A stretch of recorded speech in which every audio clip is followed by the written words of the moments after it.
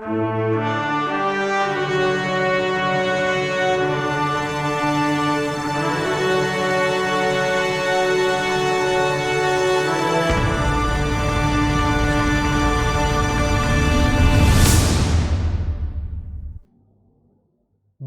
பாடத்திட்டத்தை கற்றுக்கொள்ள வந்திருக்கூடிய உங்கள் யாவரையும் இயேசு கிறிஸ்துவின் நாமத்தினாலே வரவேற்கக்கூடியவனாக காணப்படுகிறேன். இந்த பிடிஎஸ் பாடத்திட்டத்தினுள் அநேக பாடங்களை நாம் தொடர்ச்சியாக கற்றுக்கொண்டு வருகிறோம்.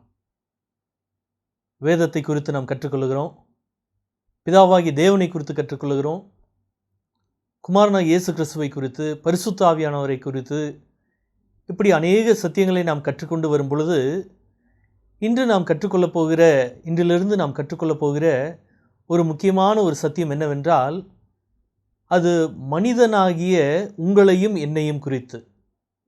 இன்னொரு வார்த்தையில் சொல்ல வேண்டுமென்றால், நாம் கற்றுக்கொள்ளப் போகிற பாடத்தினுடைய பெயர் அது மானுடவியல் அல்லது மனிதவியல் என்று அதை நாம் சொல்ல முடியும். இந்த மானுடவியல் மனிதவியல் என்பதை ஆங்கிலத்திலே ஆந்த்ரோபாலஜி என்று சொல்லக்கூடியவர்களாக நாம் காணப்படும். அந்த ஆந்த்ரோபாலஜி என்ற வார்த்தையானது 2 கிரேக்க வார்த்தையினுடைய ஒரு கலவையாக இருக்கிறது, அல்லது கூட்டான ஒரு வார்த்தையாக இது இருக்கிறது. ஒரு வார்த்தை ஆந்த்ரோபோஸ் என்ற ஒரு வார்த்தை, மற்றொன்று லோகோஸ் என்ற வார்த்தை. இந்த 2 வார்த்தைகளின் அடிப்படையிலே தான் இந்த பாடத்திட்டமானது நாம் கற்றுக்கொள்ளப் போகிறோம். ஆந்த்ரோபோஸ் என்றால் மனிதன் என்ற அர்த்தம், லோகோஸ் என்றால் சொல், வார்த்தை அல்லது படிப்பு என்று பொருள்படும். எனவே இந்த ஒரு பாடத்திட்டமானது மனிதனை குறித்ததான ஒரு படிப்பாக இருக்கிறது, அல்லது மனிதனை குறித்ததான ஒரு ஆய்வாக இது காணப்படுகிறது. எனவே தான் இந்த பாடத்திட்டத்தினுடைய பெயர் மனிதவியல், ஆந்த்ரோபாலஜி என்று நாம் அழைக்கக்கூடியவர்களாக இருக்கிறோம். மனிதவியல் பாடத்திட்டத்தினுள் நாம் கற்றுக்கொள்ளப் போகிற சத்தியங்கள் என்ன என்பதை குறித்து இதனுள்ளாக அடங்கியிருக்கக்கூடியதான அநேக சத்தியங்களை நாம் கற்றுக்கொள்ளப் போகிறோம். ஏன் இந்த மனிதவியலை நாம் கற்றுக்கொள்ள வேண்டும்? இதனால் என்னுடைய வாழ்க்கையிலே என்ன பிரயோஜனம் உண்டு, என்ன பயன் உண்டு இந்த சத்தியத்தை நான் கற்றுக்கொள்ளுகிறது நிமித்தமாக? அதே போல மனிதனுடைய படைப்பு எப்படியாய் காணப்படுகிறது? மனிதனுடைய படைப்பு என்று சொல்லும் பொழுது அதில் இருக்கக்கூடியதான பல்வேறு ரீதியான கண்ணோட்டங்கள், வெவ்வேறு வேதவியலாளருடைய கண்ணோட்டங்கள் எல்லாம் எப்படியாக காணப்படுகிறது, அதை குறித்து நாம் வாசிக்கப் போகிறோம், நாம் கற்றுக்கொள்ளப் போகிறோம். அதோடு மட்டுமல்லாமல் மனிதனுடைய பாவத்தின் நிலை குறித்து நாம் கற்றுக்கொள்ளப் போகிறோம், அவனுடைய வீழ்ச்சியை குறித்து நாம் கற்றுக்கொள்ளப் போகிறோம், மனிதனுடைய ஆதி நிலையை குறித்து நாம் கற்றுக்கொள்ளப் போகிறோம்.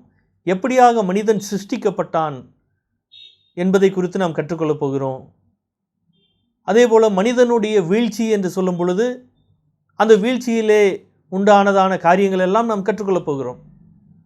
நன்மை தீமை அறியத்தக்க விருட்சத்தை குறித்து நாம் கற்றுக்கொள்ளப் போகிறோம். அதே போல் அந்த சோதனை காலகட்டத்திலே சோதனைக்காரனான பிசாசானவன் அவன் சர்ப்பத்தின் வழியாக வந்தான். எனவே அதை குறித்து நாம் கற்றுக்கொள்ளப் போகிறோம். அந்த தோட்டத்தில் இருந்ததான ஜீவ விருட்சத்தை குறித்து நாம் கற்றுக்கொள்ளப் போகிறோம். அதோடு மட்டுமல்லாமல் இந்த பாவத்தினால் வந்த விளைவுகள் என்ன, பாவத்தினால் நம்முடைய வாழ்க்கையில் ஏற்பட்டதான பாதிப்பு என்ன, அந்த பாதிப்பு எந்த பகுதியிலெல்லாம் நம்முடைய வாழ்க்கையை எது சீர்குலைத்து போட்டிருக்கிறது என்பதை குறித்தெல்லாம் நாம் கற்றுக்கொள்ளப் போகிறோம். இது மனிதனுடைய வீழ்ச்சியை குறித்ததான ஒரு சத்தியங்களாக இந்த பாடத்திட்டத்தினுள் நாம் காண முடியும். அதோடு மட்டுமல்லாமல் மனிதனுடைய முதல் பாவம் அது எப்படியாக சம்பவித்தது, அதை குறித்தும் நாம் கற்றுக்கொள்ளப் போகிறோம். முதலாக கர்த்தர் உண்டு பண்ணின மனுஷனாகிய ஆதாம் ஏவாளின் மூலமாக பாவம் இந்த உலகத்தினுள் பிரவேசித்தது. அந்த பாவம் எப்படியாக அது சம்பவித்தது? தேவன் பரிசுத்த நிலையில் மனுஷனை படைத்தார், ஆனால் எப்படி இது நடந்தது அப்படிங்கிறது குறித்து நாம் கற்றுக்கொள்ளப் போகிறோம். அதே போல மனிதன் தேவனுடைய சாயலிலே படைக்கப்பட்டவனாய் இருக்கிறான். தேவன் மனுஷனை சிருஷ்டிக்கும் பொழுது நாம் ஆதியாகமத்தில் வாசிக்கிறோம், அவருடைய ரூபத்தின்படியாக அவருடைய சாயலின்படியாக படைத்தார் என்று. அப்போ அந்த ரூபம் என்றால் என்ன, சாயல் என்றால் என்ன, அதை குறித்தும் நாம் கற்றுக்கொள்ளப் போகிறோம். வேதாகமம் இதற்கான உறுதியான சான்றுகள் என்னவெல்லாம் கொடுக்கிறது என்பதை குறித்து நாம் இந்த பாடத்திட்டத்தினுள் நாம் கற்றுக்கொள்ளப் போகிறோம். அதோடு கூட இந்த வேதாகமம் சொல்லக்கூடியதான மற்றொரு சத்தியமாகிய பாவம் அது மனிதனுடைய வாழ்க்கையில் எப்படியாக அது பாதிப்புகளை எல்லாம் ஏற்படுத்தியிருக்கிறது, மனிதன் மூலமாக ஒட்டுமொத்த உலகமும் எப்படியாக பாவத்தினுள்ளாக அது கடந்து சென்றது என்பதை குறித்தெல்லாம் இந்த பாடத்திட்டத்தினுள் அடங்கின சிறிய சிறிய தொகுப்புகளாக காணப்படுகிறது. எனவே இந்த மானுடவியல் என்ற இந்த பாடத்திட்டத்தினுள் நாம் மனிதனுடைய படைப்பு, சோதனை காலம் மற்றும் அவனுடைய வீழ்ச்சி போன்ற அநேக காரியங்களை நாம் கற்றுக்கொள்ளப் போகிறோம்.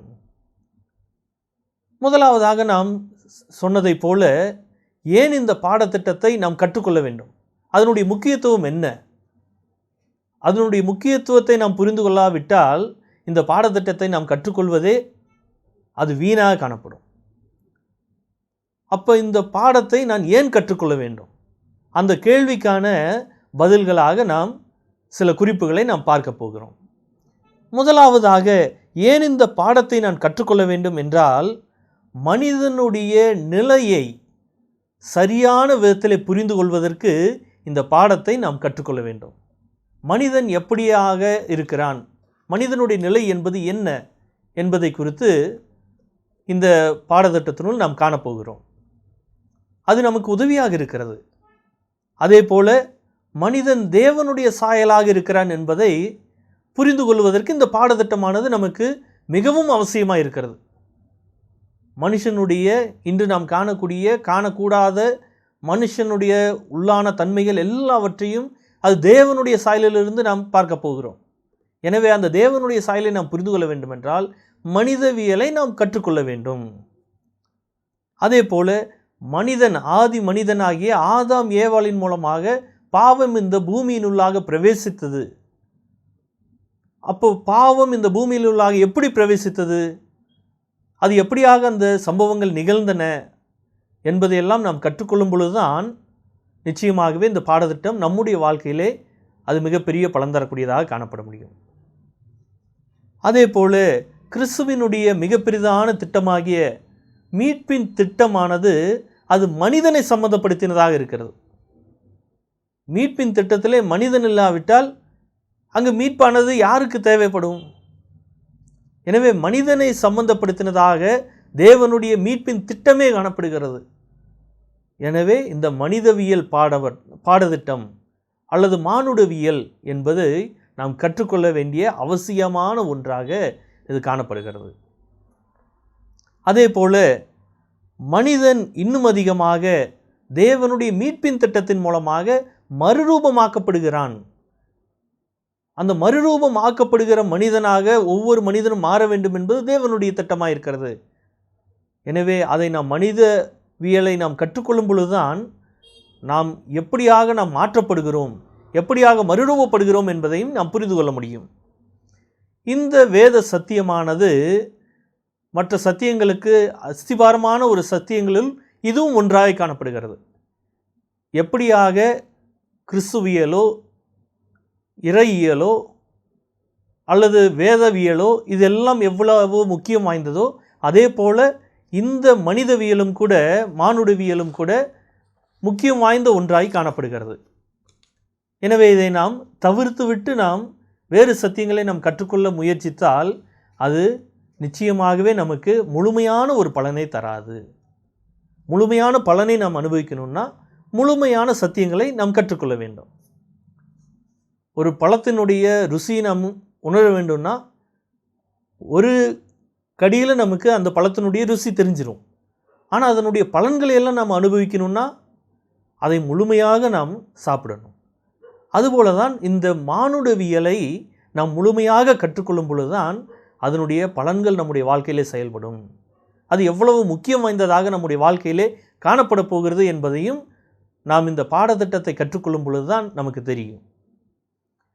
அதே போல மனிதன் தன்னுடைய வாழ்க்கையிலே முக்கியமான தீர்மானங்களை எடுக்க வேண்டிய பகுதிகள் உண்டு.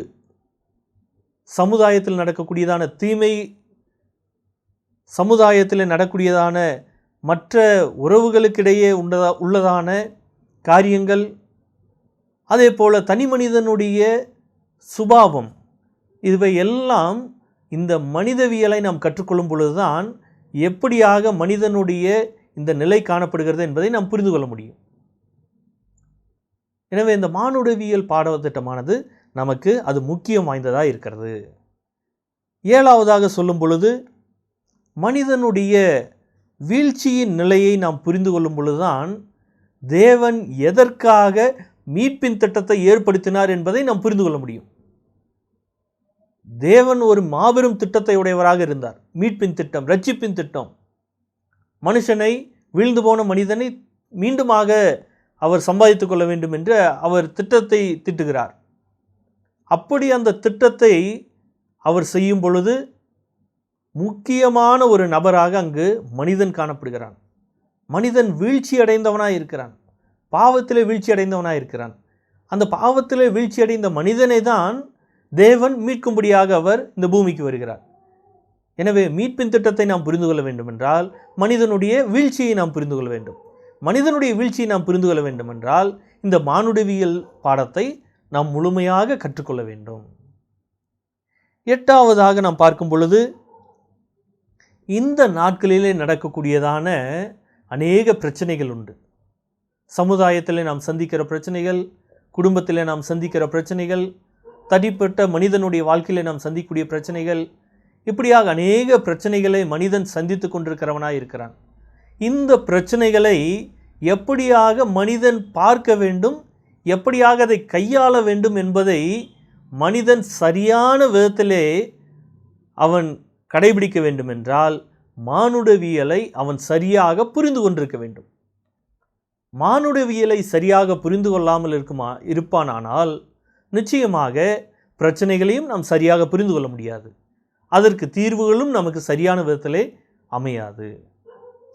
எனவே இந்த நாட்களிலே தற்காலத்திலே நடக்கக்கூடியதான பிரச்சனைகள், இதை குறித்து நாம் சரியான விதத்தில் நாம் பார்க்க வேண்டும், அதை கையாள வேண்டும் என்றால் மானுடவியல் பாடத்திட்டமானது மிகவும் அவசியமான ஒன்றாய் காணப்படுகிறது. 9வதாக நாம் பார்க்கும் பொழுது இன்று மனிதனுக்கு அநேக கேள்விகள் உண்டு. அந்த அனைத்து கேள்விகளுக்கும் உண்டான பதிலாக தேவன் இந்த பாடத்தை அவர் வேதத்தினுள் வைத்திருக்கிறார். இதை ஒரு பாடமாக, இதை வரிசையாக அவர் எழுதி வைக்கவில்லை. ஆனால் வேதத்தினுடைய ஒட்டுமொத்த சத்தியங்களையும் நான் கற்றுக்கொள்ளும் பொழுது நிச்சயமாகவே இந்த மானுடவியல் பாடமானது வேதத்திலிருந்து அது எப்படியாக நமக்கு உதவுகிறது என்பதை நாம் புரிந்து கொள்ள முடியும். எனவே நம்முடைய வாழ்க்கையில் உள்ளதான அநேக விதமான கேள்விகளுக்கு உண்டான பதில்கள் இந்த மானுடவியல் பாடத்திட்டத்தினுள் அது அடங்கியிருக்கிறது. உதாரணத்திற்கு எப்படிப்பட்டதான கேள்விகளாக இருக்கிறது? மனிதன் யார் அல்லது நான் யார் என்ற அந்த ஒரு கேள்வி உண்டு. அந்த கேள்விக்கு சரியான விடை வேண்டுமென்றால் மானுடவியலை நாம் கற்றுக்கொள்ள வேண்டும். மானுடவியல் ஆனது நம்முடைய வேரானது எங்கு காணப்படுகிறது, நம்முடைய வேரானது எந்த இடத்திலிருந்து அது துவங்கக்கூடியதாக இருக்கிறது என்பதை அது சொல்லக்கூடியதாக இருக்கிறது. அதே போல எனக்கு மட்டும் ஏன் இந்த காயங்கள், எனக்கு மட்டும் ஏன் இந்த வேதனை, எனக்கு மட்டும்னு மனுஷன் இன்னைக்கும் அநேக பிரச்சனைகளுக்குள்ளாக, வேதனைக்குள்ளாக காணப்படுகிறான். அப்போ இந்த ஒரு பிரச்சனைக்கான, இந்த ஒரு கேள்விக்கான பதில் மானுடவியலை கற்றுக்கொள்ளும் பொழுதுதான் அவனுக்கு தெளிவாக புரியக்கூடியதாக இருக்கும். மனிதன், அதே போல மனிதனுக்கு உண்டான இன்னொரு கேள்விகள் என்னவென்றால், தேவன் அநேக காரியங்களை படைத்தார். நாம் பார்க்கக்கூடியதான மிருகங்கள், மரங்கள், செடிகள், கொடிகள், பறவைகள், ஊரும் பிராணிகள், வானத்தின் நட்சத்திரங்கள், சூரிய சந்திரன்கள், இவை எல்லாவற்றையும் தேவன் படைத்தார். ஆனால் எல்லா படைப்புகளுக்கும் மனுஷனுக்கும் ஒரு வித்தியாசம் உண்டு. அது என்ன வித்தியாசம் என்பதை மனிதன் புரிந்து கொள்ள வேண்டும். மனிதன் அந்த வித்தியாசத்தை புரிந்து கொள்ள வேண்டும் என்றால் இந்த பாடத்தை அவன் புரிந்து கொள்ள வேண்டும். அதே போல மனிதனுக்கு இருக்கக்கூடியதான மற்றொரு கேள்விகள் என்னவென்றால், எது சரி, எது தவறு, எதை நான் செய்ய வேண்டும், எதை நான் செய்யக்கூடாது. அந்த பகுத்து பார்க்கக்கூடிய ஒரு தன்மையானது மனிதனுக்கு அது குறைவுபட்டதாய் காணப்படுகிறது. அநேகருடைய வாழ்க்கையிலே பகுத்து பார்க்கும் நிலையானது அவர்களுக்கு இல்லாததினாலே வாழ்க்கையே போராட்டமாக இருக்கிறது. எனவே அந்த போராட்டமான வாழ்க்கைக்குண்டான ஒரு சரியான பதில் வேண்டுமென்றால் வேதம் சொல்லக்கூடியதான இந்த மானுடவியலை நாம் சரியாக புரிந்து கொள்ள வேண்டும். அதே போல மனிதனுக்கு உண்டான இன்னொரு கேள்விகள் என்னது என்று பார்க்கும் பொழுது, இன்று அநேக தொழில்நுட்பங்கள் வளர்ந்து விட்டது. மனிதனுக்கு அநேக காரியங்களை குறித்ததான அறிவு பெருத்திருக்கிறது. நன்றாக யோசிக்கக்கூடியவனாக மனிதன் காணப்படுகிறான். சிறு குழந்தைகள் முதற்கொண்டு அநேக காரியங்களை அவர்கள் புரிந்து கொண்டவர்களாக பேசக்கூடியவர்களாக இருக்கிறார்கள். இது எப்படி சின்ன பிள்ளைகள் பேசுகிறது என்று நாம் ஆச்சரியப்படுகிறோம். இவ்வளவு அறிவு மிகுந்திருக்கக்கூடிய உலகமாக இருந்தாலும், ஆனால் மனிதனுடைய அடிப்படை பிரச்சனைகளுக்கு இந்த தொழில்நுட்பங்கள் ஒன்றும் எந்த விதமான பதிலையும் கொடுப்பதில்ல, எந்த ஒரு தீர்வையும் கொடுக்கறதில்ல. அப்போ இந்த தொழில்நுட்பங்கள் எல்லாம் கொடுக்க முடியாத தீர்வும் பதிலும் பரிசுத்த வேதாகமத்தின் மூலமாக இந்த மானுடவியலை நாம் கற்றுக்கொள்ளும் பொழுது நிச்சயமாகவே நம்முடைய வாழ்க்கையினுடைய அடிப்படை பிரச்சனைகளுக்கு உண்டான தீர்வுகளுக்கு உண்டான பதில்கள் நமக்கு கிடைக்கக்கூடும். அதே போல இன்னொரு கேள்வியாக பார்க்கும் பொழுது, எல்லா மனிதர்களும் ஒரே போல தான் இருக்கிறோம். இங்கே பிறந்த நாம இருந்தாலும் சரி, அல்லது வெளிநாடுகளில் பிறந்த மற்ற மனுஷர்களாக இருந்தாலும் சரி, அல்லது இந்த இந்திய பிராந்தியத்திலேயே இருக்கக்கூடியதான பல்வேறு இடங்களில் இருக்கக்கூடியதான மக்களாக இருந்தாலும் சரி, எல்லா மனுஷர்களும் ஒரே போல தான் இருக்கிறோம். எல்லாருக்கும் ஒரே மாதிரி தான் கடவுள் படைச்சிருக்கிறாரு. ஒருவேளை வெளி தோற்றங்களில் மாறுபடலாம், ஆனால் மனிதன் சிறு பிராயத்திலிருந்து பார்க்கும் பொழுது அவன் ஒரே நிலையில் தான் இருக்கிறான். இந்த ஊரில் தமிழ்நாட்டில் எப்படி பிள்ளைகள் அவங்க வளர்ந்து வராங்களோ, அவங்க எப்படியாக விளையாடக்கூடியவர்களாக இருக்கிறாங்களோ, கள்ளங்கபடமற்றவர்களாக இருக்கிறாங்களோ, அதே போல தான் வெளிநாட்டில் இருக்கக்கூடிய பிள்ளைகளும் இருக்கிறாங்க. இப்படி எந்த விதமான மாற்றமும் இல்லாமல் ஒரே போலுள்ள மக்களாக இருக்கிறார்கள். ஆனால் ஒரு சிலர் எப்படியாக அவர்கள் தீவிரவாதமோ அல்லது அவர்கள் தங்களுடைய உடம்பிலே அவர்கள் தற்கொலை படைகளாக அவர்கள் மாறுகிறார்கள். எப்படி இந்த மாற்றம் நிகழுகிறது? ஏன் இந்த மாற்றம் நிகழுகிறது? அவங்களும் என்னை போல தான் இருக்கிறாங்க, ஆனால் அவங்களுக்கு மட்டும் ஏன் இப்படி ஒரு சிந்தனை தோன்றுது? இந்த ஒரு கேள்விக்கு மானுடவியல் பதிலளிக்கூடியதாக இருக்கிறது. அதே போல மற்றொரு கேள்வியாக பார்க்கும் பொழுது, இந்த உலகம் எங்கே போயிட்டுருக்குது? இந்த உலகம் போகிற போக்க பார்த்ததுன்னா எந்த நம்பிக்கையுமே இல்லையே அப்படிங்கிற அநேக விதமான கவலைகளை மனிதன் வாழ்க்கையை குறித்து சிந்திக்கும் பொழுது அவனுக்கு ஏற்படக்கூடியதாக இருக்கும். எனவே இந்த ஒரு கவலைகளுக்கும் இந்த ஒரு கேள்விக்கும் உண்டான பதிலானது இந்த மானுடவியல் பாடத்தை நாம் கற்றுக்கொள்ளும் பொழுது நிச்சயமாகவே நம்முடைய வாழ்க்கையிலே அது பயன் தரக்கூடியதாக இருக்கும். எனவே இந்த மானுடவியல் பாடத்திட்டமானது நம்முடைய இந்த ஒரு பிடிஎஸ் ப்ரோக்ராமில் அது மிகவும் முக்கியமான ஒன்றாய் காணப்படுகிறது. ஒரு தேவமனிதன் சொல்லும் பொழுது, இந்த மானுடவியல் பாடத்திட்டமானது மற்ற பாடத்திட்டங்கள் எல்லாவற்றுக்கும் ஏறத்தாழ அது சரி நிகரானதாகவும், இன்னும் சொல்ல போனதுன்னா அதைவிட முக்கியமானதாக இருக்கிறது என்று சொல்கிறார்கள்.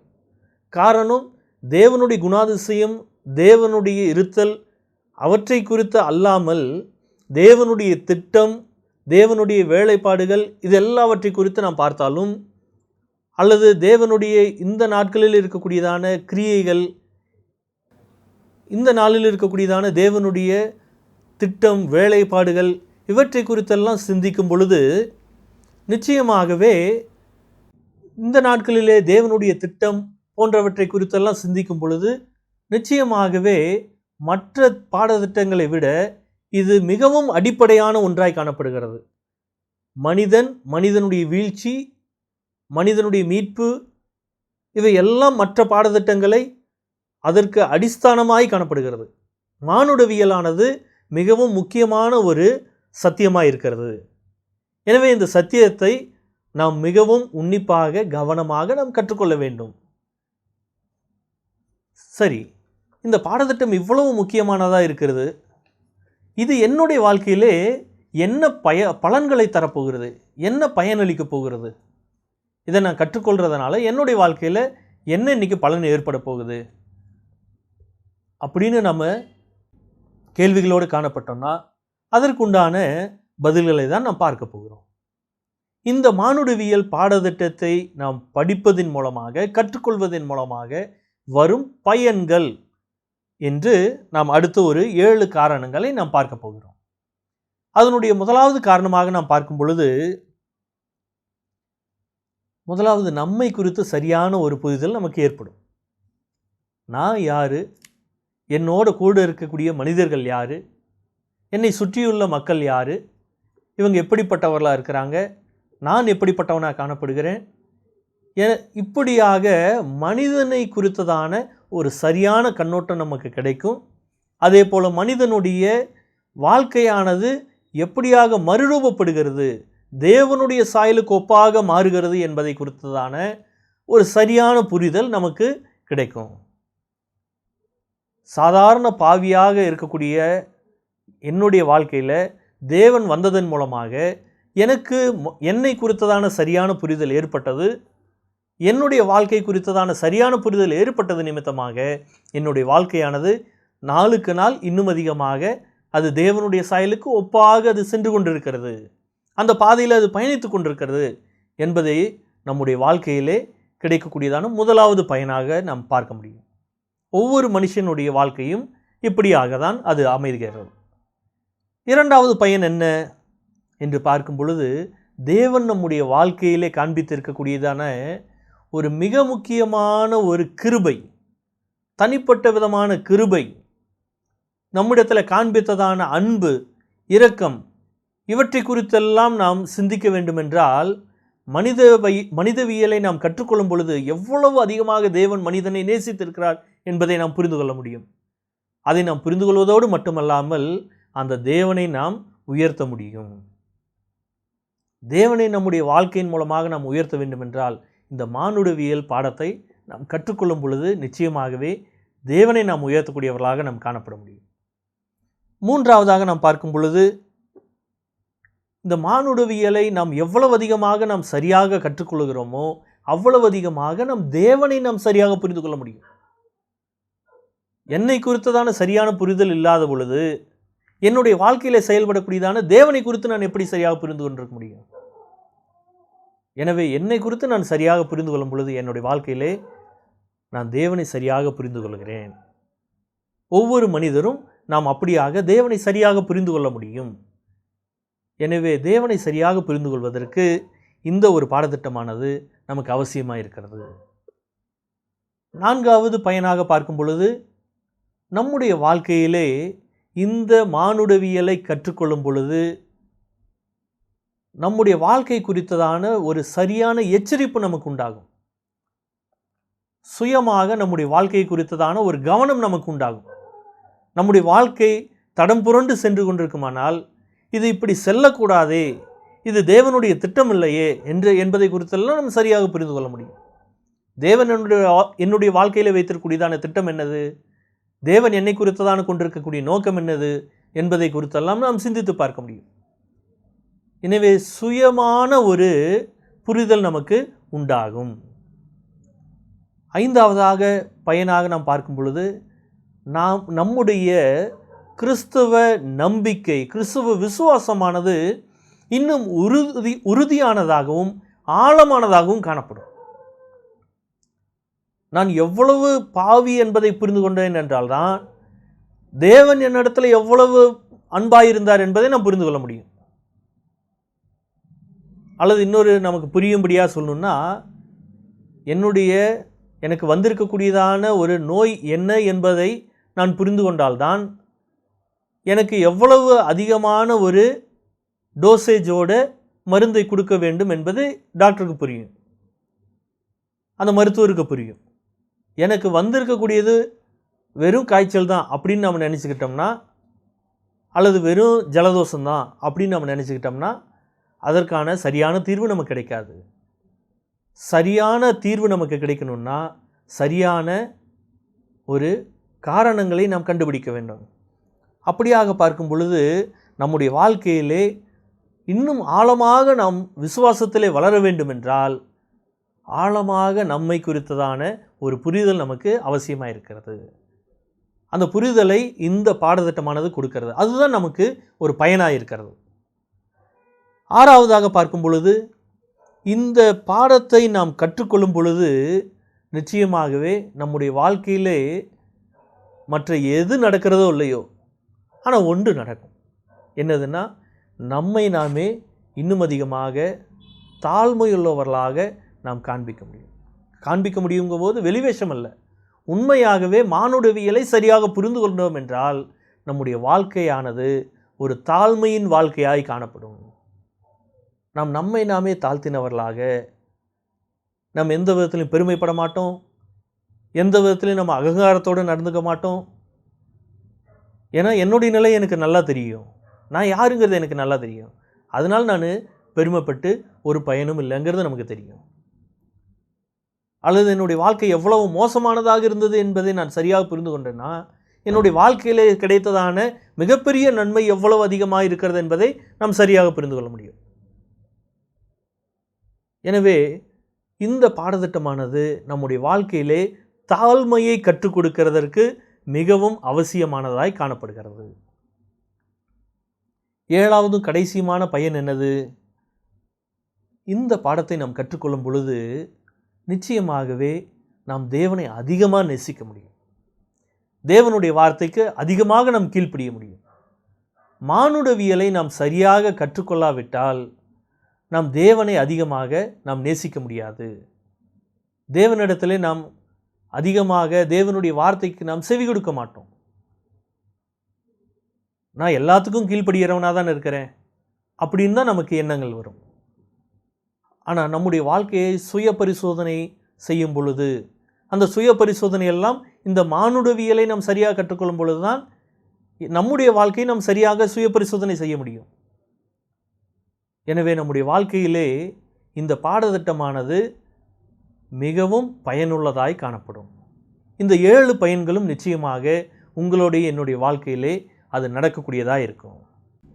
எனவே ஒவ்வொருவரும் இந்த பாடத்திட்டத்தை கற்றுக்கொள்ளும் பொழுது மிக கவனமாக நாம் ஜெபத்தோடு கூட இந்த பாடத்தை நாம் கற்றுக்கொள்ள வேண்டியது அவசியமாக இருக்கிறது.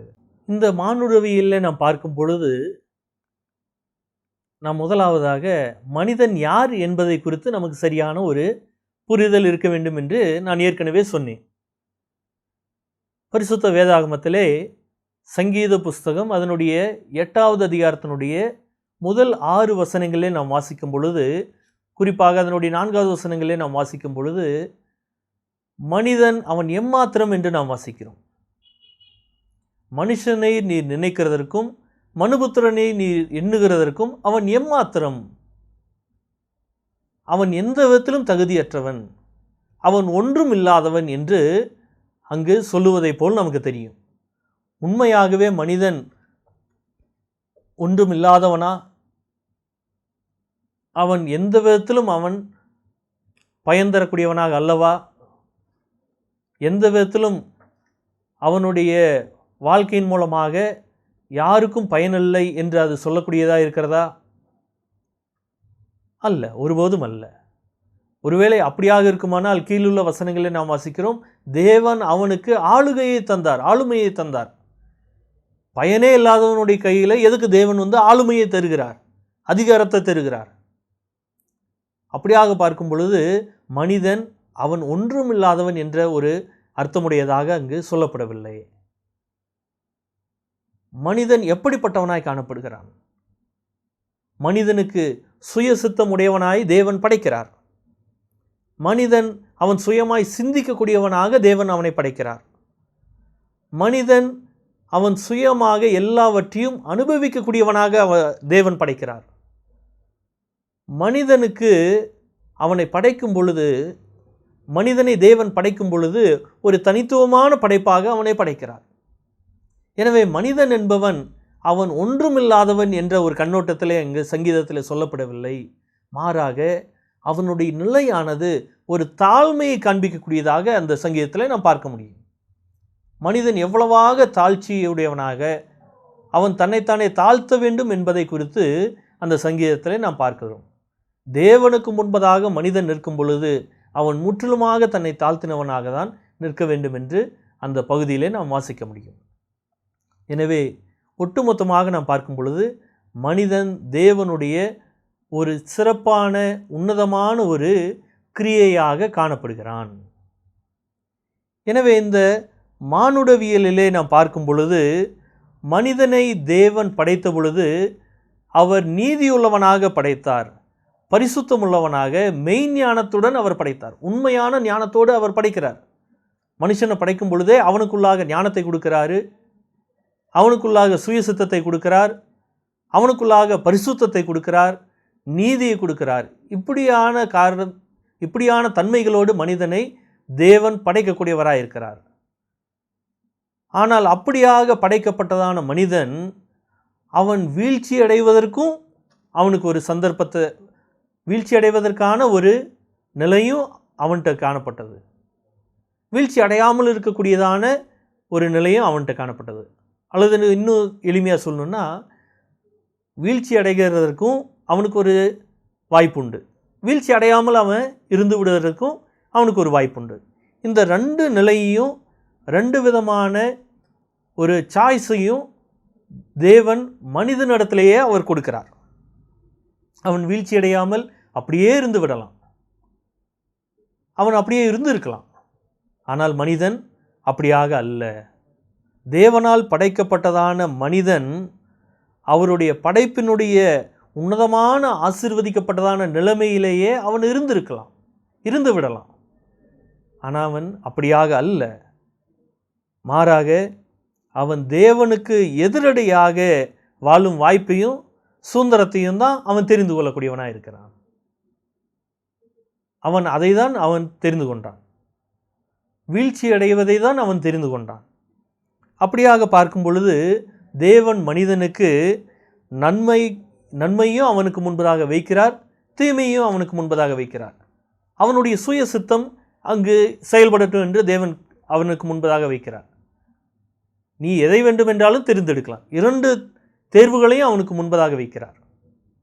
2 விதமான வாய்ப்புகளையும் மனிதனுக்கு தேவன் அவர் வழங்கக்கூடியவராக இருக்கிறார்.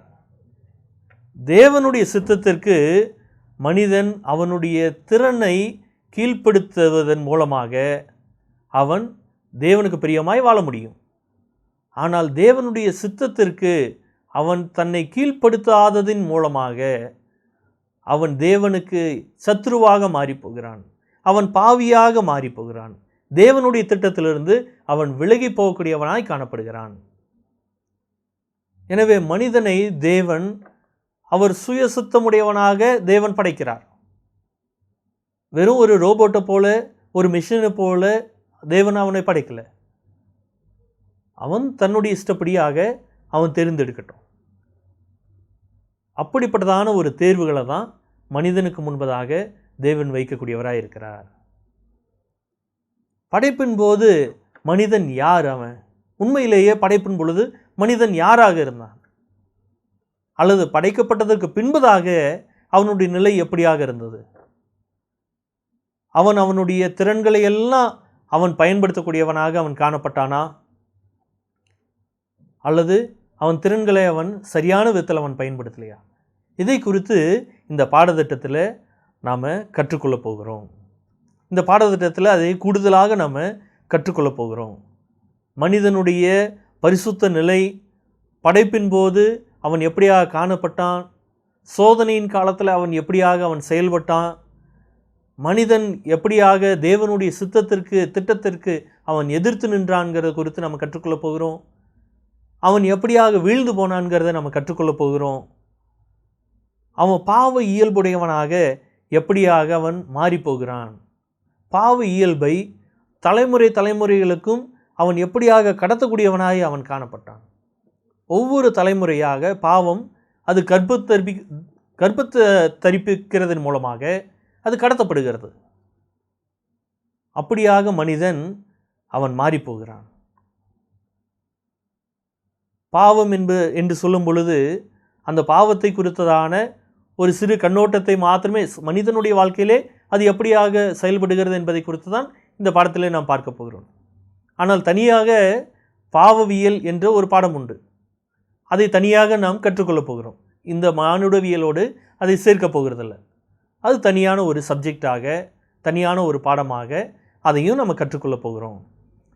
பொதுவாகவே மனிதனுடைய வாழ்க்கையில் எப்படியாக பாவம் செயல்பட்டது என்பதை குறித்து தான் இந்த பாடத்திட்டத்தில் நாம் கற்றுக்கொள்ளப் போகிறோம்.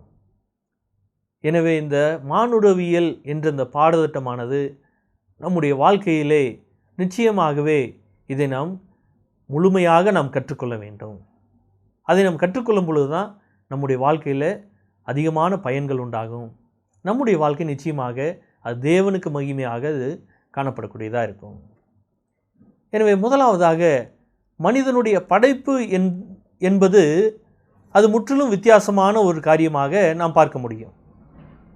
மனிதன் எப்படிப்பட்டவனாக அவன் படைக்கப்படுகிறான் என்பதை குறித்தெல்லாம் நாம் தியானிக்கும் பொழுது நிச்சயமாகவே அது ஒரு ஆச்சரியத்தக்க விதமாக மனிதன் சிருஷ்டிக்கப்படுகிறான்.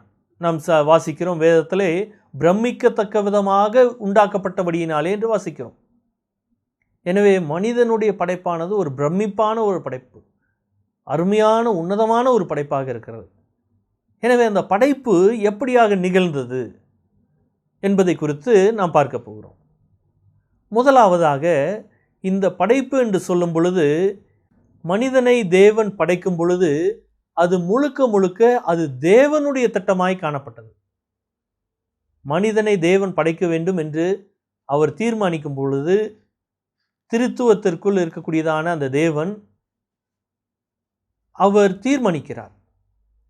நாம் ஆதியாகமத்திலே நாம் வாசிக்கிறோம், நமது ரூபத்தின்படியும் நமது சாயலின்படியும் அவனை உண்டாக்குவோமாக. அது தேவனுடைய முழுமையான ஒரு திட்டமாக இருக்கிறது. மனிதனுடைய எந்த ஒரு பிரயாசமும் அங்கு இல்லை. மனிதனுடைய எந்த விதமான திட்டமும் இல்லை, நோக்கமும் இல்லை. மனுஷன்கிறவனே அங்கு இல்லை. அப்படிப்பட்டதான நிலையில தான் மனுஷனுடைய படைப்பானது அது முழுக்க முழுக்க தேவனுடைய திட்டமாய் அது காணப்பட்டது. மனிதன் படைக்கப்படும் வரைக்கும் தேவன் அநேக காரியங்களை படைக்கிறார்.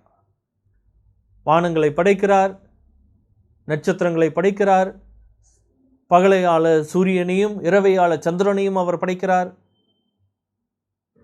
அவற்றையெல்லாம் படைக்கும் பொழுது அது நல்லது என்று கண்டார் என்று நாம் வாசிக்கிறோம். கடலில் வாழக்கூடிய ஜீவ ஜந்துக்களை படைத்த பொழுது அது நல்லது என்று கண்டார் என்று வாசிக்கிறோம். மரம் செடி கொடிகளை எல்லாம் அவர் சகல விருட்சங்களையும் பூண்டுகளையும் அவற்றையெல்லாம் படைக்கும் பொழுது அவைகள் நல்லது என்று கண்டார்னு வாசிக்கிறோம். அப்படியாக தேவன் அவருடைய படைப்பிலே எல்லாவற்றையும் நல்லது என்று கண்ட தேவனானவர் அந்த படைப்பு முழுமை பெறாததாக தான் அந்த 5வது நாள் வரைக்கும் நாம் பார்க்கிறோம். 5வது நாள் வரைக்கும் படைக்கப்பட்ட எல்லாம் நல்லது என்று தான் கண்டார். ஆனால் முற்றுவிரலை அந்த படைப்பானது இன்னும் சிறப்பாக இல்லை. அப்போ அந்த படைப்பை ஒரு பூர்த்தி பண்ணக்கூடிய விதத்தில் தேவன் 6ஆம் நாளிலே அவர் மனிதனை படைக்கிறார். மனிதனை படைத்து விட்டதற்கு பின்பதாக தான் தேவன் சொல்கிறார் அது மிகவும் நல்லது என்று கண்டார் என்று. ஏன் அது மிகவும் நல்லது? ஏன்னா அது தேவனுடைய திட்டமாக இருக்கிறது. அவருடைய திட்டம் அங்கு, படைப்பினுடைய திட்டம் அங்கு முற்று பெற்றது. அதனால் அது மிகவும் நல்லதுன்னு அவர் காணக்கூடியவராக இருக்கிறார். எனவே படைப்பை குறித்து நாம் அறிந்து கொள்ள வேண்டுமென்றால் பொதுவாக அறிஞர்கள் அதை விளக்கும் பொழுது தேவன் மனிதனை ஆணும் பெண்ணுமாக சிருஷ்டிக்கிறார் என்று நாம் வாசிக்கிறோம். அறிவு, புரிதல், ஒரு அழியாத ஆத்மாவோடு தேவன் மனிதனை படைக்கிறார். அழியாத காணக்கூடாத ஒரு ஆத்மாவோடு தேவன் மனிதனை அவர் சிருஷ்டிக்கிறார். நம்ம ஆதியாகமம் 1வது அதிகாரத்தினுடைய 27வது வசனத்தில் நாம் வாசிக்கும் பொழுது தேவன் அவர்களை ஆணும் பெண்ணுமாக படைத்தார் என்று நாம் வாசிக்கிறோம். 6ஆம் நாளிலே தேவன் மனிதனை சிருஷ்டிக்கும் பொழுது ஆணும் பெண்ணுமாக சிருஷ்டிக்கிறார். தேவன் மனிதனை அறிவு மற்றும் அழியாத ஆத்மாவோடு அவர் படைக்கக்கூடியவராக இருக்கிறார். அப்படியாக படைக்கப்பட்ட அந்த மனிதனுக்குள்ளாக தேவன் அவர் தனது சுவாசத்தை அவர் ஊதக்கூடியவராக இருக்கிறார். நாம் அங்கே வாசிக்கிறோம், தேவன் சிருஷ்டிக்கும் பொழுது மனிதனை அவர் சிருஷ்டித்து விட்டு அவனுடைய நாசியிலே ஜீவ சுவாசத்தை ஊதினார் என்று நாம் வாசிக்கிறோம். எனவே தேவனுடைய திட்டமானது அது மிகவும் ஒரு நேர்த்தியான ஒரு திட்டமாய் காணப்பட்டது. இரண்டாவதாக பார்க்கும் பொழுது தேவன் நேரடியாக அந்த திட்டத்திலே அவர் காணப்படுகிறார். படைப்பு என்ற அந்த திட்டத்திலே தேவனே நேரடியாக அவர் செயல்படுகிறார். மற்ற எல்லாவற்றையும் தேவன் படைக்கும் பொழுது அவர் வார்த்தையாலே படைக்கிறார். ஆனால் மனிதனை சிருஷ்டிக்கும் பொழுது அவர் மண்ணினாலே மனிதனை உருவாக்கினார். அவர் நேரடியாக அவரே செயல்படக்கூடியவராக இருக்கிறார். அந்த சிருஷ்டிப்பின் வேளையிலே அவரே செயல்படக்கூடியவராக இருக்கிறார். அவரே நேரடியாக வந்து பூமியின் தூளிலிருந்து மனிதனை அவர் சிருஷ்டிக்கக்கூடியவராக இருக்கிறார். அவர் செயல்படக்கூடியவராக இருக்கிறார். அந்த மனிதனை சிருஷ்டித்ததற்கு பின்பதாக தான் அவர் என்ன செய்கிறார்? 7ஆம் நாளிலே அவர் ஓய்ந்திருந்தார் என்று நாம் வாசிக்கிறோம். எனவே நேரடியாக தேவன் அந்த வேளையிலே அவர் செயல்படக்கூடியவராக இருக்கிறார். மூன்றாவதாக நாம் பார்க்கும் பொழுது மனிதன் அவன் ஆச்சரியத்தக்க விதமாக அவன் சிருஷ்டிக்கப்பட்டான். மனிதனை பூமியில் உள்ள மண்ணிலிருந்து அவன் உருவாக்கப்பட்டான். அந்த உருவாக்கப்பட்ட மனிதனுடைய நாசியிலே தேவன் சுவாசத்தை ஊதுகிறார். உடனே மனிதன் அவன் ஜீவாத்மாவானான் என்று நாம் வாசிக்கிறோம். அப்படியாக மனிதன் சிருஷ்டிக்கப்பட்ட மனிதனானவன் அவனுக்குள்ளாக அழிவுள்ள பகுதியும் உண்டு, அழியாமையுள்ள பகுதியும் உண்டு. அழிவுள்ள பகுதியாக காணப்படுகிறது வெளியிலே நம்முடைய கண்களுக்கு புலப்படக்கூடியதான சரீரம், நாம் காணக்கூடிய சரீரம், அது அழிவுள்ளது. காணக்கூடாத ஆத்துமா, நமக்குள்ளாக இருக்கக்கூடியதான ஆவி ஆத்துமா தன்மை, அது தேவன் தந்ததாக இருக்கிறது, அது அழியாமையுள்ளதாக இருக்கிறது. இந்த இரண்டும் சேர்ந்து ஒரு ஆச்சரியத்தக்க விதமாக, பிரமிக்கத்தக்க விதமாக மனிதன் சிருஷ்டிக்கப்படுகிறான்.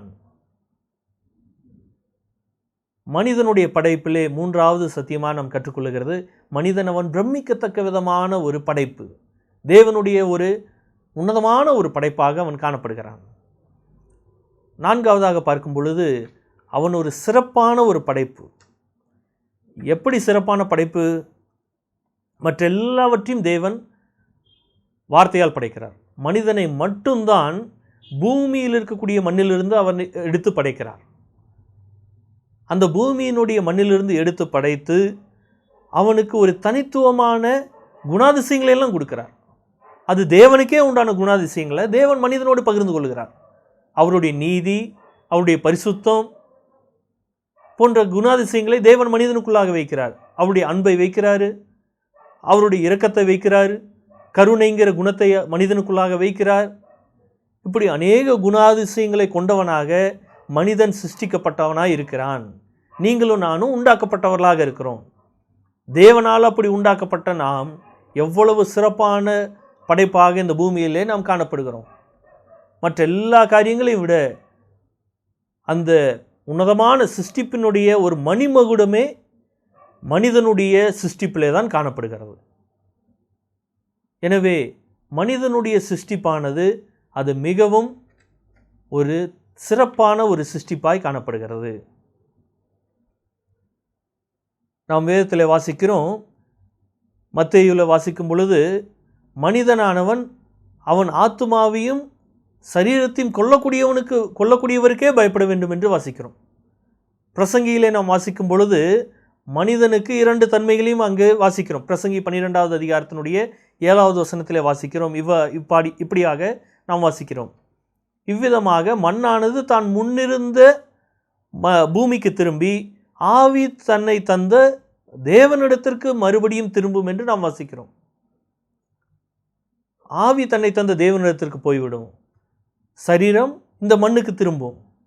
அப்படியாக தான் அங்கே வாசிக்கிறோம். இயேசு கிறிஸ்து அதை வேறு விதத்தில் சொல்லும் பொழுது அவர் இப்படியாக சொல்லுகிறார், சரீரத்தை மட்டும் கொள்ளக்கூடியவர்களுக்கு நீங்கள் பயப்படாமல் ஆத்துமாவையும் சரீரத்தையும் அழிக்க வல்லவருக்கே நீங்கள் பயப்படுங்கள் என்று சொல்கிறார். எனவே 2 தன்மைகள் இந்த சரீரத்திற்குள்ளாக காணக்கூடிய மனிதனுக்குள்ளாக காணப்படுகிறது என்பதை தேவன் அவர் தெளிவாக அவர் சொல்லக்கூடியவராக இருக்கிறார். எனவே உங்களுடைய என்னுடைய வாழ்க்கையிலே நாம் புரிந்து கொள்ள வேண்டிய மிக முக்கியமான ஒரு காரியம் என்னவென்றால், நாம் ஒரு சிறப்பான படைப்பு, தேவனுடைய சிறப்பான படைப்பாய் காணப்படுகிறோம். எனவே நாம் தேவனுக்கு பயப்பட வேண்டும். நம்முடைய வாழ்க்கையில் அதுதான் மிக முக்கியமான ஒன்றாக இருக்கிறது. இன்னொரு காரியமாக நாம் பார்க்கும் பொழுது, அதனுடைய 5வது காரியமாக பார்க்கும் பொழுது, மனிதனுடைய சிருஷ்டிப்பானது ஒரு தனித்துவமுள்ளதாக அல்லது குறிப்பிட்ட ஒரு சிருஷ்டிப்பாய் காணப்படுகிறது. மற்ற எந்த சிருஷ்டிப்பிற்கும் இல்லாத விதத்திலே மனிதன் சிருஷ்டிக்கப்படுகிறான். எப்படியாக மனிதன் சிருஷ்டிக்கப்படுகிறான்? இருபாலினத்தையும் கொண்டவனாக அவன் சிருஷ்டிக்கப்படுகிறான். ஆதியாகமம் 1வது அதிகாரத்திலே நாம் வாசிக்கும் பொழுது, மனிதனை தேவன் சிருஷ்டிக்கும் பொழுது ஆணும் பெண்ணுமாக படைக்கிறார். அந்த ஒரே சரீரத்திற்குள்ளாக ஆண் என்ற பகுதியும் உண்டு, பெண் என்ற பகுதியும் உண்டு. ஒரே ஒரு சரீரத்தை தேவன் படைக்கிறார் மண்ணிலிருந்து, பூமியின் மண்ணிலிருந்து அவர் ஒரே ஒரு சரீரத்தை படைக்கிறார். அந்த ஒரே சரீரத்திற்குள்ளாக ஆண் என்ற பகுதியும் உண்டு, பெண் என்ற பகுதியும் உண்டு. அதை தான் நாம் வாசிக்கிறோம், ஆணும் பெண்ணுமாக அவனை சிருஷ்டித்தார் என்று. எனவே ஆணும் பெண்ணுமாக இருபாலினத்தை உள்ளடக்கினவனாக மனிதன் சிருஷ்டிக்கப்படுகிறான். எனவே அப்படிப்பட்டதான ஒரு வித்தியாசமான சிருஷ்டிப்பு இந்த பூமியிலே வேறு யாருக்கும் கிடையாது. தேவதூதர்களானாலும் அவர்களுக்கு எந்த விதமான பாலின பாகுபாடுகளும் அல்ல. இதற்குள்ளாக அவர்கள் அழியாமை, புத்திசாலித்தனம் மற்றும் ஞானத்தோடு அவங்க படைக்கப்படுறாங்க. நல்ல ஞானமுடையவர்களாக இருக்கிறாங்க தேவதூதர்கள். அவங்களுக்கு எந்த விதமான அழிவும் கிடையாது. அவங்க மிகவும் புத்திசாலிகளாக இருக்கிறாங்க. ஆனால் அந்த தேவதூதர்களுக்கு எந்த விதத்திலையும் அவர்கள் அடுத்தடுத்து சந்ததிகள் உண்டாகும்படியாக தேவதூதர்களுக்குள்ளாக ஒரு இனப்பெருக்கம் கிடையாது. எனவே மனிதன் மட்டுமே இப்படிப்பட்டதான ஒரு தனித்துவமான ஒரு படைப்புடையவனாய் காணப்படுகிறான். எனவே அடுத்ததாக நாம் பார்க்கக்கூடிய ஒரு விஷயமானது, மனிதன் தனித்துவமானவனாக படைக்கப்படுகிறான். மற்ற படைப்புகளிலிருந்து மனிதனுடைய படைப்பானது முற்றிலும் வித்தியாசமானதாய் காணப்படுகிறது, முற்றிலும் தனித்துவமானதாய் காணப்படுகிறது. நாம் வாசிக்கிறோம், மத்தேயு 22வது அதிகாரத்தினுடைய 30வது வசனத்திலே வாசிக்கும் பொழுது, தேவதூதர்கள் இருபாலினத்தவர்களாகவும் அல்ல, அவர்களுக்குள்ளாக பாலின வேறுபாடுகள் அல்ல. தேவதூதர்களுக்குள்ளாக ஆண் என்றும் இல்லை, பெண் என்றும் இல்லை, எந்த விதமான பாகுபாடுகளும் இல்லை. ஆனால் அதே சமயத்தில் தேவதூதர்களுக்குள்ளாக நாம் வாசிக்கிறோம், கொள்வினையும் கொடுப்பினையும் இல்லை. அதனுடைய பொருள் என்ன? தேவதூதர்கள் இனப்பெருக்கம் செய்ய முடியாது. மனுஷர்கள் இனப்பெருக்கம் செய்வதை போல தேவதூதர்கள் செய்ய முடியாது. எனவே மனிதனுடைய சிருஷ்டிப்பானது ஒரு தனித்துவமான சிருஷ்டிப்பாக இருக்கிறது. மற்ற சிருஷ்டிப்பிலிருந்து வேறுபட்டதாய் காணப்பட்டாலும் இவனுடைய சிருஷ்டிப்பானது ஒரு தனித்துவமான ஒரு சிருஷ்டிப்பாக இருக்கிறது. தேவதூதர்கள் அவர்கள் பாலினம் இல்லாதவர்களாக இருக்கிறாங்க. அவங்களுக்கு எந்த வர்க்கமோ இனமோ ஒன்றும் இல்லை. அவங்களுக்கு இல்லாத, நாங்கள் இந்த இனத்தவர்கள் சேர்ந்தவங்க, நாங்கள் இந்த ஊரை சேர்ந்தவங்க, இப்படிப்பட்டவர்கள் நாங்கள் அப்படின்னு சொல்லும்படியாக தேவதூதர்களுக்குள்ளாக எந்த பிரிவினைகளும் இல்லை, எந்த பிரிவுகளும் இல்லை. அப்படி எந்த பிரிவுகளுமே தேவதூதர்களுக்குள்ளாக நாம் பிரிக்க முடியாது. அப்படிப்பட்டதான தேவனுடைய சிருஷ்டிப்பில் இருந்து மனிதனுடைய சிருஷ்டிப்பானது அது முற்றிலும் வித்தியாசமானதாய் காணப்படுகிறது. தேவதூதர்களுக்கு எந்த ஒரு வம்சாவளிகளும் இல்லை, பரம்பரை இல்லை, ஒன்றும் கிடையாது. ஆனால் மனிதன் முற்றிலும் வித்தியாசமானவனாக அவன் படைக்கப்படுகிறான். எனவே தனித்துவம் நிறைந்தவனாக தேவன் மனிதனை படைக்கிறார். 7வது சத்தியமாக நாம் பார்க்கும் பொழுது, மனிதனுக்கு ஒரு மிக பெரிதான ஒரு பொறுப்பு என்று சொல்லலாம், அல்லது சிருஷ்டிப்பிலேயே ஒரு வித்தியாசம் என்று நாம் சொல்லும் பொழுது, வேறு எந்த சிருஷ்டிப்புக்கும் இல்லாத ஒரு காரியத்தை தேவன் மனிதனுக்கு மட்டும் கொடுக்கிறார். என்னது அப்படின்னு பார்க்கும் பொழுது, அவருடைய சாயலை தேவன் மனிதனோடு பகிர்ந்து கொள்கிறார். நாம் ஆதியாகமம் 1வது அதிகாரத்தில் நாம் பார்க்கிறோம், தேவன் மனிதனை அவருடைய சாயலின்படியாகவும் அவருடைய ரூபத்தின்படியாக படைக்கும். அப்போ அவருடைய சாயல் ரூபம்ங்கிறத மனிதனுக்கு மட்டும்தான் கொடுக்கப்பட்டது, வேறு எந்த சிருஷ்டிப்புகளுக்கும் கொடுக்கப்படல, எந்த மிருகங்களுக்கும் கிடையாது. கடவுளுங்கிற அந்த ஒரு தன்மையை போலதான ஒரு காரியம் எந்த ஒரு கடவுளுடைய அந்த சாயலை போல உண்டான ஒரு சிருஷ்டிப்பானது மனிதனை தவிர வேறு எந்த ஒரு படைப்புக்கும் கிடையாது. எந்த ஒரு ஊரும் பிராணிகளுக்கும் கிடையாது, மிருகங்களுக்கு கிடையாது, எந்த ஒரு மரஞ்செடி கொடிகளுக்கு கிடையாது. எதுவுமே அந்த கடவுளுடைய தன்மை கொண்டதாக அல்ல. ஏன் இன்னும் சொல்ல போனதுன்னா எந்த ஒரு தேவதூதர்களுக்கும் அப்படிப்பட்டதான ஒரு தன்மை கிடையாது. மனிதனுக்கு மட்டும்தான் தேவன் படைக்கும் பொழுது அவர் தமது சாயலின்படியாகவும் தமது ரூபத்தின்படியாகவும் அவர் சிருஷ்டிக்கிறார். வேறு எந்த சிருஷ்டிப்பும் இப்படிப்பட்டதான ஒரு சிருஷ்டிப்பாக அல்ல என்பதை நாம் சரியாக புரிந்து கொள்ள வேண்டும். எனவே மனிதனுடைய சிருஷ்டிப்பானது அது முற்றிலும் வித்தியாசமானதாகவும் முற்றிலும் மனிதனுடைய சிருஷ்டிப்புங்கிறது ஒரு சிறப்பானதாக நாம் பார்க்க முடியும். எனவே 7 காரியங்களை நாம் பார்த்தோம் மனிதனுடைய சிருஷ்டிப்பில். முதலாவது, அது தேவனுடைய திட்டமாய் இருக்கிறது. இரண்டாவதாக, அந்த மனிதனுடைய சிருஷ்டிப்பிலே தேவனே நேரடியாக அவர் செயல்படக்கூடியவராக இருந்தார் என்று நாம் பார்த்தோம். மூன்றாவதாக நாம் பார்க்கும் பொழுது தேவன் உடனடியாக அதை செய்யக்கூடியவராய் காணப்படுகிறார். அவர் உடனடியாக அவர் மண்ணினாலே மனிதனை உண்டாக்கக்கூடியவராக இருக்கிறார், தீர்மானிக்கிறார், உடனடியாக அவர் செய்கிறார். நான்காவதாக பார்க்கும் பொழுது மனிதன் அவன் ஆச்சரியத்தக்க விதமாக பிரமிக்கத்தக்க விதமாக அவன் சிருஷ்டிக்கப்பட்டான். அடுத்ததாக பார்க்கும் பொழுது மனிதன் சிறப்பானவனாக அவன் படைக்கப்படுகிறான். மனிதன் அவன் தனித்துவமுடையவனாய் காணப்படுகிறான். ஏழாவதும் கடைசியுமாக மனிதன் அவன் தேவ சாயலை சுமந்து கொண்டு அவன் இந்த பூமியிலே வாழக்கூடியவனாய் காணப்படுகிறான். எனவே படைப்பு என்று பார்க்கும் பொழுது மனிதன் இப்படியாக ஒரு ஆச்சரியத்தக்க விதமாக இந்த பூமியிலே மனிதன் படைக்கப்படுகிறான். நாம் தேவனுடைய படைப்பு என்பதை குறித்து நாம் சிந்தித்து கொண்டிருந்தோம். மனித உடல் என்பது எப்படிப்பட்டதாய் காணப்படுகிறது என்று பார்க்கும் பொழுது மனிதனுக்குள்ளாக உடல் சரீரம் என்ற ஒரு பகுதியும் உண்டு, ஆத்துமா என்ற ஒரு பகுதியும் உண்டு. 2 வெவ்வேறு வகையான காரணிகளோடு மனிதன் சிருஷ்டிக்கப்படுகிறான். 2ம் வெவ்வேறு இயல்புகளுடையதாக தான் காணப்படுகிறான், வெவ்வேறு விஷயங்களாய் காணப்படுகிறது. ஆதியாகமம் 2வது அதிகாரத்தினுடைய 7வது வசனத்திலே நாம் தெளிவாக இப்படியாக நாம் பார்க்கிறோம். சரீரம் பூமியின் மண்ணால் உருவாக்கப்பட்டது என்று நாம் பார்க்கிறோம். பூமியின் மண்ணிலிருந்து தேவன் மனிதனுக்கு சரீரத்தை படைக்கிறார். அந்த மண்ணிலிருந்து படைக்கப்பட்டதான மனிதன் அவன் ஆதாம் என்று அழைக்கப்படுகிறான். அந்த மனிதனுக்கு தேவன் அவனுடைய நாசியிலே ஜீவ சுவாசத்தை ஊதுகிறார். அங்கு நாம் வாசிக்கும் பொழுது மனிதன் ஜீவாத்துமாவானான் என்று நாம் வாசிக்கிறோம். அந்த ஜீவாத்துமாவானான் என்று நாம் வாசிக்கும் பொழுது அதற்கு பயன்படுத்தப்பட்டதான மூல வார்த்தை, அதாவது பழைய ஏற்பாடு எழுதப்பட்டதான எபிரேய மொழியிலே நாம் பார்க்கும் பொழுது அதற்கு நெஃபேஸ் ஹயா என்று சொல்லக்கூடியதான வார்த்தையானது அங்கு பயன்படுத்தப்பட்டிருக்கிறது. அதனுடைய பொருள் என்னது என்று பார்க்கும் பொழுது ஒரு சுவாசம் அல்லது உயிருள்ள ஆவி என்று அது பொருட்படக்கூடியதாக இருக்கிறது. மனிதன் அதுவரைக்கும் ஜீவனற்றவனாக உயிர் உள்ளவனாக அல்ல, வெறும் ஜடமாய் காணப்படுகிறான். சொல்லப்போனால் வெறும் ஒரு பொம்மையை போல. ஆனால் தேவன் அவனுடைய நாசியிலே சுவாசத்தை அவர் ஊதினவுடனே அவன் ஜீவாத்மாவாக நெஃபேஸ் ஹயாவாக அவன் மாறக்கூடியவனாய் காணப்படுகிறான். எனவே ஆதியாகமம் 2வது அதிகாரத்தினுடைய 7வது வசனத்தின்படி மனிதன் இருவேறு உயிரினமாக அவன் படைக்கப்படுகிறான்.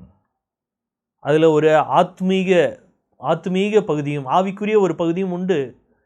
அதே போல் சரீரம் என்று சொல்லக்கூடியதான உடல் ரீதியான பகுதியும் உண்டு. அவன் பூமியில் உடைய மண்ணிலிருந்து உருவாக்கப்பட்டு அவன் உயிரூட்டப்படுகிறான். அவனுக்குள்ளாக உயிரானது கொடுக்கப்படுகிறது. எனவே அதுவரைக்கும் மனிதனுக்கு உயிர் அல்ல. எனவே நாம் இன்னும் புரிந்து கொள்வதற்கு எளிமையாக சொல்லணும்னா மனிதனுக்கு உடலற்ற பகுதியும் ஒன்று உண்டு, உடலற்ற பகுதியும் உடல் உள்ள பகுதியும் உண்டு. அல்லது காண்கிற பகுதி, காணப்படாத பகுதி. 2 விதமான பகுதியை கொண்டவனாக தேவனால் அவன் படைக்கப்பட்டவனாய் காணப்படுகிறான். தேவனால் அவனுக்கு சரீரம் என்ற பகுதி பூமியினுடைய மண்ணிலிருந்து தேவன் உருவாக்குகிறார். பூமியினுடைய மண்ணிலிருந்து தேவன் அவனுடைய காணக்கூடிய ஒரு பகுதியை படைக்கிறார். அதே சமயம் தேவன் தனது சுவாசத்தை ஊதினதன் மூலமாக காணக்கூடாத, காண முடியாத மனிதனுக்குள்ளாக இருக்கக்கூடியதான அந்த ஆத்துமா, ஆவி ஆத்துமா என்ற பகுதியை தேவன் சிருஷ்டிக்கக்கூடியவராக இருக்கிறார். உடலற்ற பகுதியை தேவன் சிருஷ்டிக்கக்கூடியவராக இருக்கிறார். பூமியில் உள்ள அனைத்து விலங்குகளையும் தேவன் வார்த்தையுடைய வல்லமையால் தேவன் படைக்கிறார். தேவன் விலங்குகளுக்கும் கூட அவர் ஒரு உயிருள்ள ஆத்மாவே தேவன் கொடுக்கிறார். ஆனால் அந்த உயிருள்ள ஆத்மா தேவனோடு தொடர்பு கொள்வதற்கு எந்த ஒரு சாத்தியங்களும் இல்லை. ஏன் எந்த ஒரு சாத்தியங்களும் இல்லை அப்படின்னு நம்ம பார்த்ததுன்னா, அந்த உயிர் ஒன்றும் தேவனுடைய சுவாசத்தினாலே உருவாக்கப்படவில்லை. அவையெல்லாம் வார்த்தையினால் சிருஷ்டிக்கப்பட்டது. அதனால தேவனுக்கும் அந்த உயிருக்கும் எந்த ஒரு தொடர்பும் கிடையாது. எந்த ஒரு உயிரினங்களும் போய் தேவனை தொழுது கொள்வது கிடையாது. எந்த ஒரு உயிரினங்களுக்கும் தேவன்னு ஒருவர் உண்டுங்கிறத அது எந்த ஒரு விதத்திலையும் அது புரிந்து கொண்டு தேவனை வணங்கக்கூடியது கிடையாது. ஆனால் மனிதனுக்கு தேவன் தனது சுவாசத்தை பகிர்ந்து கொள்ளக்கூடியவராக இருக்கிறார். விலங்குகளோடு அவர் சுவாசத்தை அவர் பகிர்ந்து கொள்ளவில்லை. மனிதனோடு மட்டும்தான் தேவன் என்ன பண்ணுறாரு, அவர் சுவாசத்தை பகிர்ந்து கொள்கிறார். ஆனால் இருந்தாலும் கூட விலங்குகளுக்கும் மனிதர்களுக்குடன் இருக்கக்கூடியதான படைப்பு அல்லது இருத்தலில் உள்ள எந்த ஒரு தொடர்பும் கூட கிடையாது. மனிதன் படைக்கப்பட்டது வித்தியாசம், விலங்குகள் படைக்கப்பட்டது வித்தியாசம். ஆனால் விலங்குகளுக்கும் கூட நாம் வாசிக்கிறோம், அது படைக்கப்பட்ட பொழுது அதுக்கும் நெஃபேஸ் ஹயா கொடுக்கப்பட்டது. அது உயிர் உள்ளதாக இருக்கிறது. அந்த உயிர் என்ற ஒரு வார்த்தைக்கு தேவன் மனிதனுடைய நாசியிலே சுவாசத்தை ஊதின உடனே ஜீவாத்மாவானான், நெஃபேஸ் ஹயாவாக மாறினான் என்று வாசிக்கிறோம். அதே போல விலங்குகளும் கூட நெஃபேஸ் ஹயா என்ற அதே ஒரு பதத்தை அங்கே வாசிக்கிறோம். விலங்குகள் சிருஷ்டிக்கப்பட்ட பொழுது அங்கே நெஃபேஸ் ஹயா என்பது அங்கே கொடுக்கப்படுகிறது. ஆனால் 2 நெஃபேஸ் ஹயாவிற்கும் ஒரே ஒரு வித்தியாசம். மனிதனுக்கு கொடுக்கப்பட்டதான நெஃபேஸ் ஹயா அது தேவனிடத்திலிருந்து தேவன் ஊதினார். ஆனால் விலங்குகளுடைய நெஃபேஸ் ஹயாவானது, ஆத்துமாவானது, அது வார்த்தையால் படைக்கப்பட்டது. தேவன் ஊதினதன் மூலமாக கிடையாது. அந்த வித்தியாசம் உள்ளது என்பதை நாம் புரிந்து கொள்ள வேண்டும். ஆதியாகமம் 1வது அதிகாரத்தினுடைய 26வது வசனத்தின்படி மனிதர்களின் படைப்பு தேவனுடைய ஆழ்த்துவங்களுக்கிடையேயான ஒரு ஆலோசனையின் மூலமாக சிருஷ்டிக்கப்பட்டது. தேவன் என்ன சொல்கிறார்? 1வது அதிகாரத்தினுடைய 26வது வசனத்தில் வசிக்கும் பொழுது நாம் உண்டாக்குவோம் என்று சொல்லுகிறார். நமது சாயலிலும் மனிதனை உருவாக்குவோம். அப்போ தெய்வத்துவங்களுக்குள்ளாக, திருத்துவ தேவனுக்குள்ளாக பிதா, குமாரன், பரிசுத்த ஆவியானவர் இந்த 3 பேரும் சேர்ந்து அவர்களுடைய ஆலோசனையின்படியாக தேவன் மனிதனை படைக்கிறார். அந்த படைப்பாக தான் மனிதன் காணப்படுகிறான். எனவே அந்த ஒரு முடிவோடு தான் மனிதனை தேவன் வடிவமைக்கிறார். தேவனுடைய சாயலிலும் அவருடைய ரூபத்திலையும் மனுஷன் சிருஷ்டிக்கப்படுகிறான். மற்ற படைப்புகளிலிருந்து மனிதன் அதனால் வித்தியாசப்பட்டவனாக காணப்படுகிறான். மனிதன் தனித்துவமுடையவனாய் காணப்படுகிறான். எப்படி மனிதன் தோன்றினான் என்ற கேள்விக்கு இது மிகவும் முக்கியமான ஒன்றாக காணப்படுகிறது. மனிதன் அவன் தோன்றினது தேவன் சிருஷ்டிப்பின் நிமித்தமாக. தேவன் படைத்தார், உருவாக்கினார். மற்றெல்லாவற்றையும் வார்த்தையினால் படைத்தார். ஆனால் மனிதனை அவர் சிருஷ்டிக்கிறார். அந்த வித்தியாசத்தை நாம் புரிந்து கொள்ள வேண்டும். மனிதனுடைய சரீரத்தை குறித்து பல்வேறு ரீதியான கண்ணோட்டங்கள் உண்டு. ஒருவர் இப்படியாக சொல்கிறார், மனிதனுடைய ஒரு கிரேக்க தத்துவ ஞானி இப்படியாக சொல்கிறார், மனிதனுடைய சரீரமானது ஆத்துமாவினுடைய ஒரு சிறையாய் இருக்கிறது என்று அவர் சொல்கிறார். அதனுடைய பொருள் என்னவென்று அவர் விளக்கும் பொழுது இப்படியாக சொல்கிறார், சரீரம் என்ற ஒரு அழிவுள்ள பொருள், காணக்கூடிய பொருள் அது படைக்கப்பட்டது. அதற்குள்ளாக தீமை உள்ளது. ஆனால் தேவன் ஆத்துமா என்ற ஒரு பகுதியை, காணக்கூடாத ஒரு பகுதியை படைத்தார். அதை அவர் ஊதினார். அது நன்மையுடையதாக இருக்கிறது. எனவே இந்த இரண்டும் சேரும் பொழுது அந்த ஆத்துமாவினுடைய நன்மை தன்மையானது மனித சரீரத்தினுடைய தீமையினாலே வெல்லப்பட்டு அந்த மனிதனுடைய வாழ்க்கையானது நன்மை குறைந்தவனாக, தீமை நிறைந்தவனாக அவன் மாறுகிறான் என்று ஒரு கிரேக்க தத்துவ ஞானி அவர் சொல்லுகிறார். வேதம் இதை தெளிவாக இதற்கு முரண்பட்டதான ஒரு காரியமாக நாம் பார்க்கிறோம். மனிதனுடைய சிருஷ்டிப்பானது அப்படிப்பட்டதான கிடையாது. ஒரு சிறையை போல தேவன் அதை படைக்கவில்லை. ரெண்டாவது, ஆத்துமா மட்டும் பரிசுத்தம் உள்ளதாகவும் சரீரம் பரிசுத்தம் இல்லாததாகவும் தேவன் படைக்கவில்லை. இரண்டையும் தேவன் அவர் பரிசுத்தமாக படைத்தார். தேவன் இரண்டையுமே அவர் அவருடைய நீதி, அவருடைய குணாதிசயங்களோடு அவர் படைக்கிறார். அப்படிப்பட்டதான இணைப்பாக தான் மனிதன் காணப்படுகிறான். எனவே அந்த கூற்று ஒரு தவறான ஒரு கூற்றாக நாம் பார்க்க முடியும். அதே போல் இன்னொரு ஒரு கண்ணோட்டமாக பார்க்கும் பொழுது சரீரம் என்பது, இரண்டாவதாக கண்ணோட்டத்தை நாம் பார்க்கும் பொழுது ஒருவர் இப்படியாக சொல்லுகிறார், சரீரம் என்பது அது வெறும் காணக்கூடிய ஒன்று மட்டுமே உண்டு. மனிதன் என்பவன் காணக்கூடியவன் மட்டுமே, காணக்கூடாத பொருள் என்று ஒன்று கிடையாது என்று அவர்கள் சொல்கிறார்கள். ஹெடோனிசம் என்று அந்த ஒரு கண்ணோட்டத்தை நாம் கற்றுக்கொள்ளும் பொழுது அதற்கு பெயராக நாம் பார்க்க முடியும். ஹெடோனிசம் என்று சொல்லுவார்கள். அந்த ஹெடோனிசம் என்றால் அதனுடைய பொருள் என்னவென்றால், மனிதனுக்கு காணக்கூடிய ஒரே ஒரு பகுதி தான் உண்டு, ஆத்துமா என்று ஒன்று கிடையாது. எனவே மனிதன் அவன் என்ன நினைக்கிறானோ அதை அவன் செய்து கொள்ளலாம். அவன் எப்படி சந்தோஷமாக இருக்கணும்னு நினைக்கிறானோ அதை அவன் செய்து கொள்ளலாம். ஆத்துமான்னு ஒன்றெல்லாம் கிடையாது. அப்படியெல்லாம் ஒரு தவறான கூற்றுகள் இருக்குது அப்படின்னு அவங்க சொல்கிறாங்க.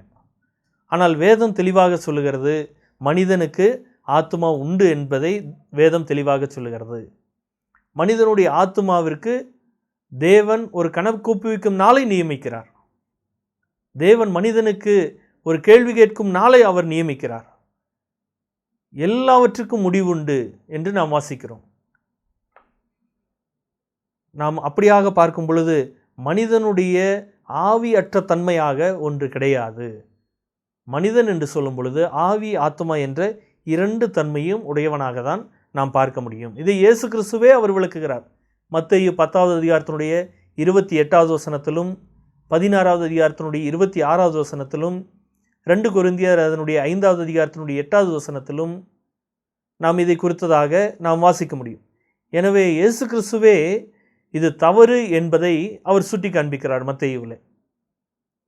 எனவே இரண்டாவது கூற்றும் அது தவறான ஒரு கூற்று. மூன்றாவதான ஒரு கூற்று என்னவென்றால், மனிதனுடைய சரீரமும் ஆத்துமாவும் அது இணைந்ததான ஒன்றும் ஒன்றும் அது சமமானதாக தான் காணப்படுகிறது என்பதை சொல்லுகிறார்கள். இது பரிசுத்த வேதாகமத்திலே 1 கொரிந்தியர் 6வது அதிகாரத்தினுடைய 19வது வசனத்திலே நாம் வாசிக்கும் பொழுது, சரீரமானது தேவனை மகிமைப்படுத்தக்கூடியதாக இருக்கிறது. அந்த சரீரமானது தேவனுடைய ஒரு ஆலயமாய் காணப்படுகிறது என்று நாம் வாசிக்கிறோம். அப்படிப்பட்டதான ஒரு சரீரமுடையவனாக மனிதன் காணப்படுகிறான். அந்த தேவன் வாசம் செய்யக்கூடியதான ஒரு பகுதியுடையவனாக மனிதனுடைய சரீரம் இருக்கிறது என்று நாம் வாசிக்கிறோம். ரோமர் 12வது அதிகாரத்தினுடைய 1வது வசனத்தில் வாசிக்கிறோம், மனிதனுடைய சரீரமானது அது தேவனுக்கு கட்டுப்பட்டதாக காணப்படுகிறது. ஜீவபலியாக நம்முடைய சரீரத்தை நாம் ஒப்பு கொடுக்கிறோம் என்று வாசிக்கிறோம். அதே பிலிப்பியர் 1வது அதிகாரத்தினுடைய 20வது வசனத்தில் வாசிக்கும் பொழுது, மனிதன் அவனுடைய சரீரத்தின் மூலமாக கிறிஸ்துவை மகிமைப்படுத்துகிறான் என்று நாம் வாசிக்கிறோம். எனவே சரீரமும் ஒன்று, ஆத்துமாவும் ஒன்று. இரண்டுமே அது தேவனை மகிமைப்படுத்துவதற்காக தேவன் சிருஷ்டித்த ஒரு சிருஷ்டிப்பாக இருக்கிறது. நாம் தீர்மானமாக சொல்லும் பொழுது, எல்லாவரும் தேவனுக்கு முன்பதாக நாம் இன்னும் அதிகமாக தேவனுக்கு முன்பதாக நாம் கணக்கு ஒப்புவிக்க வேண்டும். அதே சமயத்தில் 2 கொரிந்தியர் அதனுடைய 5வது அதிகாரத்தினுடைய 10வது வசனத்தில் நாம் வாசிக்கும் பொழுது, மனிதன் அவனவன் செய்த நன்மைக்காவது தீமைக்காவது தக்க பலன் என்னோடு கூட வருகிறது என்று சொல்கிறார். எனவே மனிதனுடைய சரீரத்தின் மூலமாகவோ ஆத்துமாவின் மூலமாகவோ இரண்டின் மூலமாகவும் மனிதன் என்ன செய்தாலும் அதற்குண்டான தக்க பலன் தேவனோடு வருகிறது என்று வாசிக்கிறோம். எனவே மனிதனுடைய படைப்பு, அவனுடைய மனித உடல், அவனுக்குள்ளாக தேவன் கொடுத்ததான ஆத்துமா என்ற அந்த பகுதிகள் எல்லாம் இன்னும் அதிகமாக தேவனை மகிமைப்படுத்துவதற்காக கொடுக்கப்படுகிறது. எனவே இந்த பாடத்தை கற்றுக்கொண்டிருக்கக்கூடிய நீங்கள் எல்லோரும் உங்களுடைய வாழ்க்கையிலே நீங்கள் இன்னும் அதிகமாக தேவனை மகிமைப்படுத்தும்படியாக சிருஷ்டிக்கப்பட்டிருக்கிறீர்கள். எனவே அப்படி தேவனை மகிமைப்படுத்துவதற்கு தேவன் தாமே உங்களுக்கு இன்னும் அதிகமான கிருபை அருளுவாராக. தேவனுடைய நாமம் மகிமைப்படுவதாக. ஆமென்.